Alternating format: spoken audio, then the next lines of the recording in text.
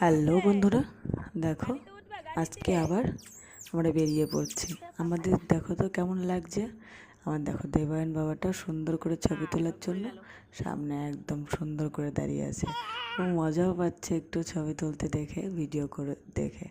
তার জন্য একটু সুন্দর করে ছবিও তুলে নিলাম। আমাদের কেমন লাগছে তোমরা কিন্তু নিশ্চয়ই কমেন্ট করে জানাবে। আর তারপরে দেখো এই যে বাইকও বের করে নিয়েছে বর্মশাই।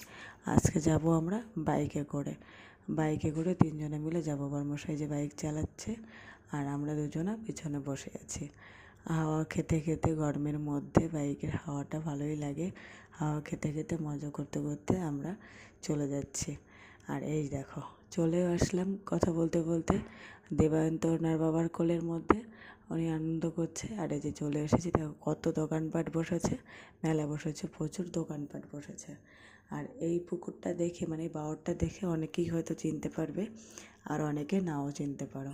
এই এই মানে বাওরটার থেকেই শিব উঠাবে।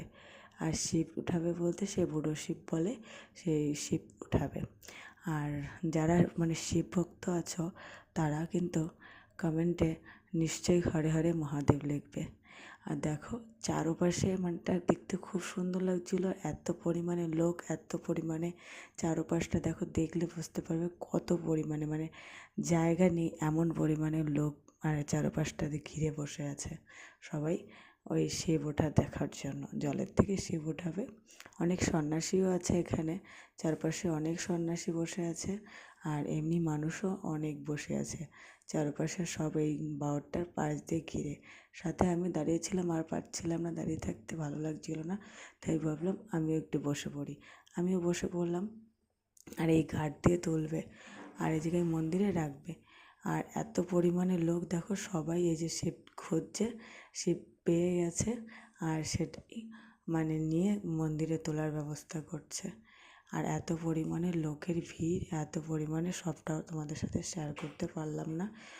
মানে যতটুকু আমার সম্ভব সাধ্যের মধ্যে আমি ততটুকুই চেষ্টা করলাম তোমাদের কাছে শেয়ার করার জন্য। আর দেখো এইদিকে মানে এই সাইডে আমরা চলে এসেছি, এত পরিমাণে ভিড় ছিল, সেই ভিড় ঠেলে আবার এই সাইডে চলে এসেছি যাতে একটু তোমাদের দেখাতে পারি। আর এই দেখো চারপাশে শুধু দৌড়োদৌড়ি আর দৌড়োদৌড়ি, মানে চারপাশে ছোটাছুটি শুধু চলছে। এরা এই আনন্দ করতে করতেই শিবকে জলের থেকে ওপরে ওঠায়, আর সেটাই মজা লাগে দেখতে। সবাই আমরা চারপাশে দাঁড়িয়ে আছি সবাই দেখার জন্য। আর যারা সন্ন্যাসী তারা ওই দৌড়োদৌড়ি করেই মানে জল থেকে বুড়ো শিবকে তুলছে। আর দেখতে কিন্তু মানে অনেক ধরনের অনেক জায়গার থেকে দূর দূর থেকে লোক এসেছে,